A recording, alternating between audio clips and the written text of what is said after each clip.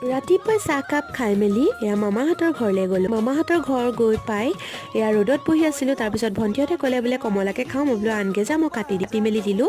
সকলোৱে একেলগে খাই মেলি হোৱাৰ পাছত মই ঘৰলৈ গুচি আহিলোঁ। এইকেইদিন অহা যোৱাই কৰি থকা হৈছে মামাহঁতৰ ঘৰ। পিছত এয়া আহি মেলি জিউহঁতৰ ঘৰলৈ গ'লোঁ। জিউ আমাৰ লগতে গুচি আহিছিলে। আকৌ যিহেতু ভণ্টিৰ আজি বাৰ্থডে আছে, তাতে লুচি ভাজি খালোঁ। আহি মেলি এয়া মায়ে মই পিঠা বনোৱাত লাগিছোঁ।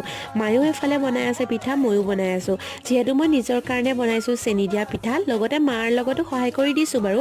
তাৰপিছত এয়া আহিলে আমাৰ দৈচুৰাণী। চাওকচোন, তাই ওপৰা ওপৰি কৰি পিঠা বনাবলৈ লাগে। মায়ে ক'লে বনা বাৰু। এয়া মায়ে আৰু মই বনোৱা পিঠাখিনি আপোনালোকক দেখুৱাই দিছোঁ।